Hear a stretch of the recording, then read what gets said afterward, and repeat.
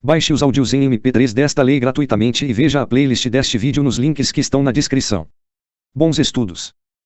Parágrafo 4º. O documento comprobatório de inexistência de débito poderá ser apresentado por cópia autenticada, dispensada a indicação de sua finalidade, exceto no caso do proprietário, pessoa física ou jurídica, de obra de construção civil, quando de sua averbação no registro de imóveis, salvo no caso da construção residencial unifamiliar de tipo econômico.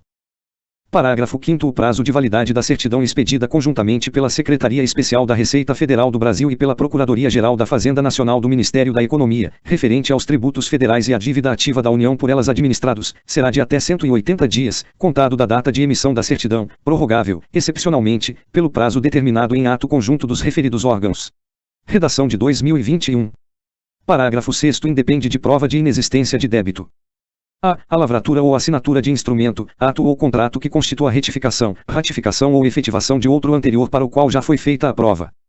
b. A constituição de garantia para concessão de crédito rural, em qualquer de suas modalidades, por instituição de crédito pública ou privada, desde que o rural não seja responsável direto pelo recolhimento de contribuições sobre a sua produção para a Seguridade Social. c. Na averbação no registro de imóveis, relativa a imóvel cuja construção tenha sido concluída antes de 22 de novembro de 1966, não será exigida a certidão negativa de débito. d. O recebimento pelos municípios de transferência de recursos destinados a ações de assistência social, educação, saúde e em caso de calamidade pública. e. Averbação da construção civil localizada em área objeto de regularização fundiária de interesse social, na forma da Lei nº 11.977, de 7 de julho de 2009. Parágrafo 7º. O condômino adquirente de unidades imobiliárias de obra de construção civil não incorporada na forma da Lei nº 4.591, de 16 de dezembro de 1964, poderá obter documento comprobatório de inexistência de débito, desde que comprove o pagamento das contribuições relativas à sua unidade, conforme dispuser o regulamento. Artigo 48. A prática de ato com inobservância do disposto no artigo anterior, ou o seu registro, acarretará a responsabilidade solidária dos contratantes e do oficial que lavrar ou registrar o instrumento, sendo o ato nulo para todos os efeitos.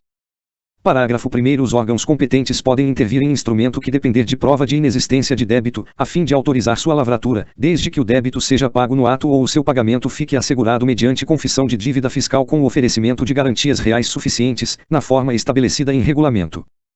Parágrafo 2º. Em se tratando de alienação de bens do ativo de empresa em regime de liquidação extrajudicial, visando a obtenção de recursos necessários ao pagamento dos credores, independentemente do pagamento ou da confissão de dívida fiscal, o INSS poderá autorizar a lavratura do respectivo instrumento, desde que o valor do crédito previdenciário conste, regularmente, do quadro geral de credores, observada a ordem de preferência legal. Parágrafo 3º. O servidor, o serventuário da Justiça, o titular de serventia extrajudicial e a autoridade ou órgão que infringirem o disposto no artigo anterior incorrerão em multa aplicada na forma estabelecida no artigo 92, das multas para dispositivos sem previsão legal, sem prejuízo da responsabilidade administrativa e penal cabível. Título 7º. Das disposições gerais. Artigo 49. A matrícula da empresa será efetuada nos termos e condições estabelecidos pela Secretaria da Receita. Parágrafo 1º. No caso de obra de construção civil, a matrícula deverá ser efetuada mediante comunicação obrigatória do responsável por sua execução, no prazo de 30 dias, contado do início de suas atividades, quando obterá número cadastral básico, de caráter permanente. Parágrafo 3º. O não cumprimento dessa comunicação sujeita o responsável à multa na forma estabelecida no artigo 92, das multas para dispositivos sem previsão legal. Parágrafo 4º. O Departamento Nacional de Registro do Comércio, DNRC, por intermédio das juntas comerciais, e os cartórios de registro civil de pessoas jurídicas prestarão, obrigatoriamente, ao Ministério da Economia, ao INSS e à Receita todas as informações referentes aos atos constitutivos e alterações posteriores relativos a empresas e entidades neles registradas. Parágrafo 5º. A matrícula atribuída pela Secretaria da Receita ao produtor rural pessoa física ou segurado especial é o documento de inscrição do contribuinte, em substituição à inscrição no Cadastro Nacional de Pessoa Jurídica CNPJ, a ser apresentado em suas relações com o poder público, inclusive para licenciamento sanitário de produtos de origem animal ou vegetal submetidos a processos de beneficiamento ou industrialização artesanal, com as instituições financeiras, para fins de contratação de ou operações de crédito, e com os adquirentes de sua produção ou fornecedores de sementes, insumos, ferramentas e demais implementos agrícolas.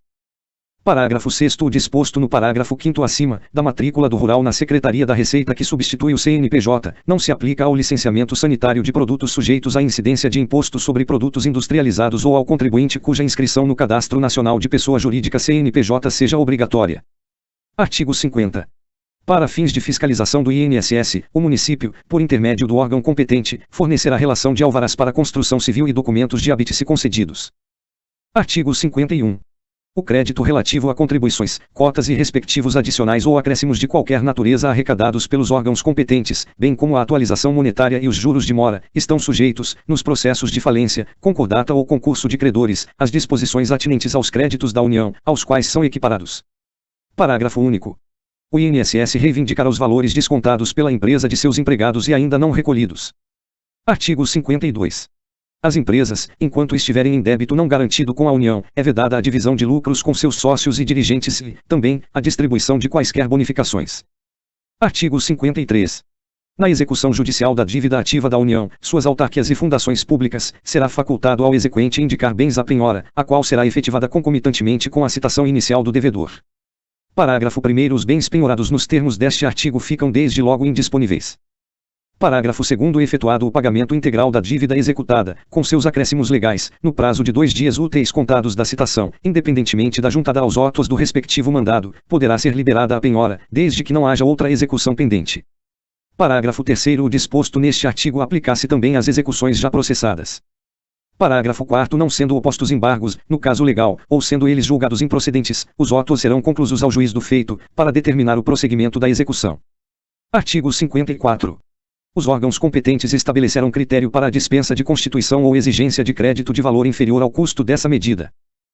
Artigo 56.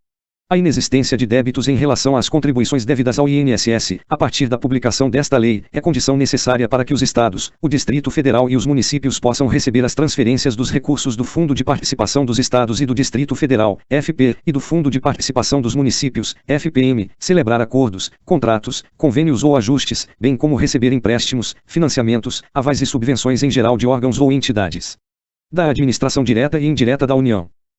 Parágrafo 2º. Os recursos do FP e do FPM não transferidos em decorrência da aplicação do caput deste artigo poderão ser utilizados para quitação, total ou parcial, dos débitos relativos às contribuições patronais e dos trabalhadores, a pedido do representante legal do Estado, Distrito Federal ou município.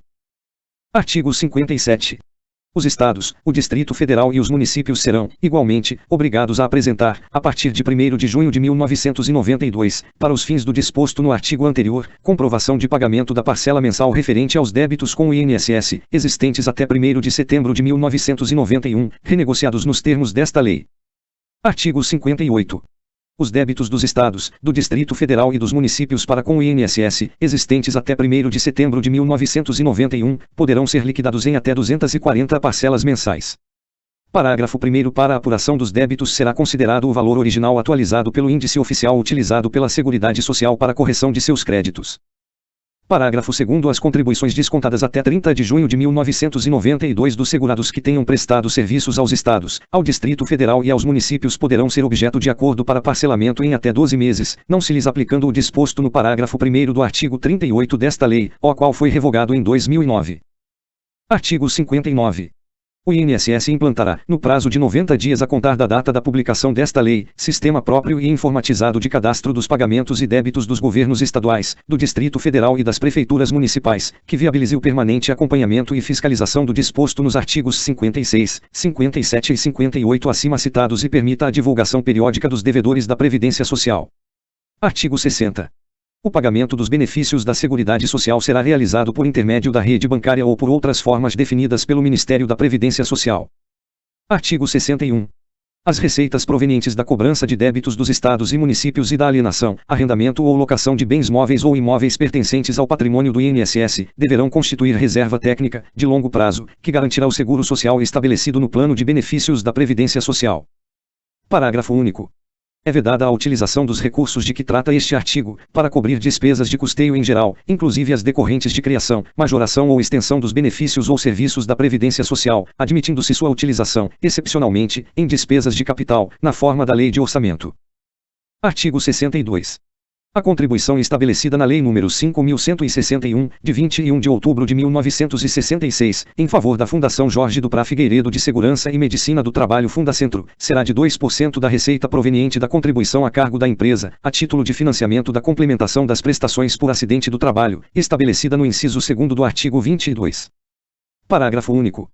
Os recursos referidos neste artigo poderão contribuir para o financiamento das despesas com pessoal e administração geral da Fundação Jorge Duprá Figueiredo de Segurança e Medicina do Trabalho Fundacentro. Se gostou dessa forma diferenciada de se ler leis, deixe seu like, se inscreva no canal e ative o sininho para acompanhar minhas novas postagens. Também não deixe de compartilhar para aquele seu colega concurseiro que você quer que tenha sucesso. Obrigado por ter assistido.